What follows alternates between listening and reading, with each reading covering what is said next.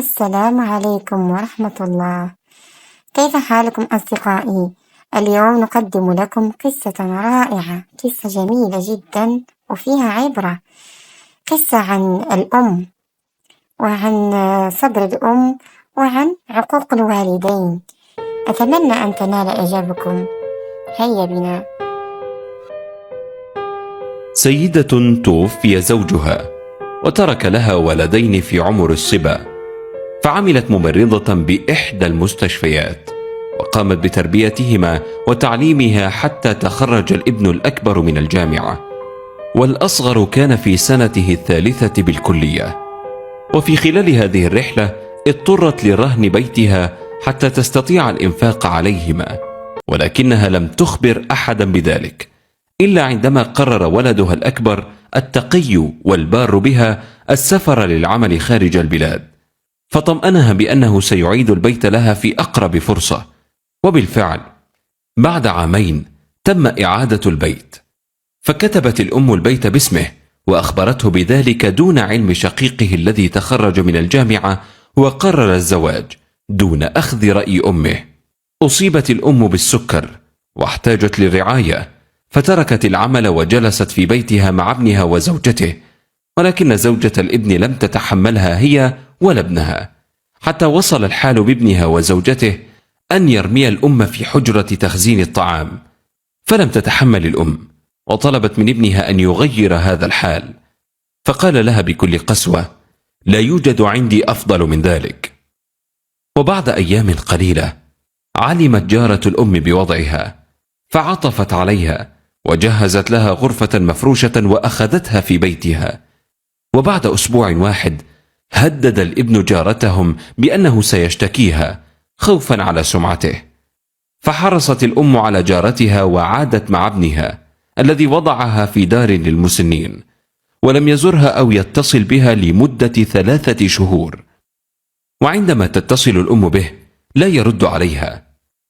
اضطرت الأم للاتصال بولدها الأكبر وأخبرته مضطرة بما حدث، فقال لها: سأعود بعد 3 أشهر وسوف أرسل لأحد أصدقائي مبلغا لشراء شقة وتنتقلين إليها. فرحت الأم كثيرا ودعت لولدها الأكبر أن يحفظه الله ويديم عليه نعمه، وأن يهدي ولدها الأصغر حتى لا ترى فيه مكروها.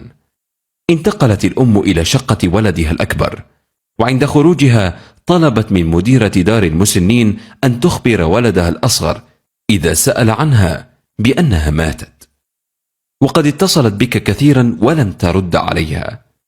وبالفعل أخبرت الدار الابن الأصغر بوفاة أمه، فحزن حزنا شديدا بعدما تذكر رحلة شقائها معه وأخيه، وكم كانت تجوع وتمرض من أجلهما ولا تشتكي أو تهدأ.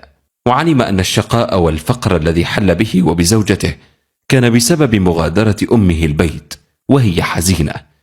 عاد الابن الأكبر وذهب لأخيه وطلب منه مغادرة البيت هو وزوجته، لأن هذا البيت أصبح ملكه بالأوراق، وأنه لا يستحق العيش به ولو دقيقة. فبكى الابن الأصغر واعتذر لأخيه وأخبره بأنه كان سيطلق زوجته التي كانت السبب الأكبر فيما حدث لأمه، إلا أنه تراجع عن قراره بعد أن وجدها حاملة، وبعد أن بكت وعرفت خطأها في حق أمه، وأقسمت لو أن أمه عادت للحياة مرة ثانية لخدمتها بنور عينيها.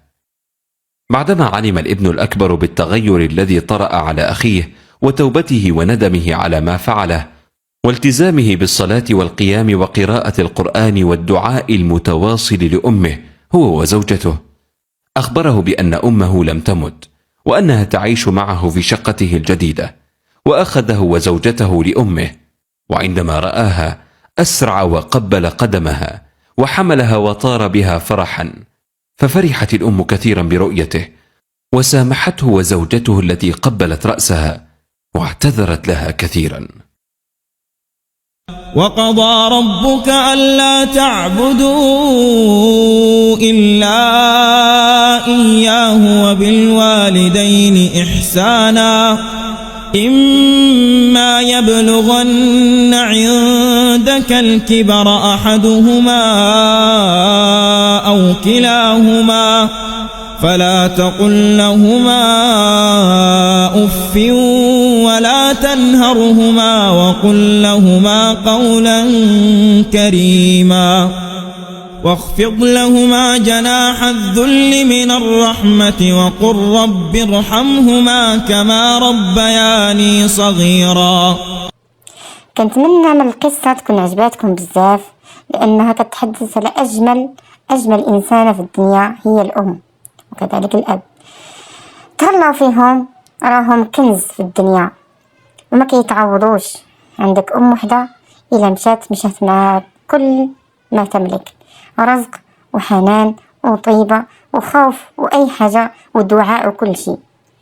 الله يخلينا والدينا والله يحفظهم ويبعد عليهم كل مكروه. الدعم ديالكم كيهمني بزاف، شكرا لكم بزاف على اللايكات وعلى الاشتراكات. إلى اللقاء.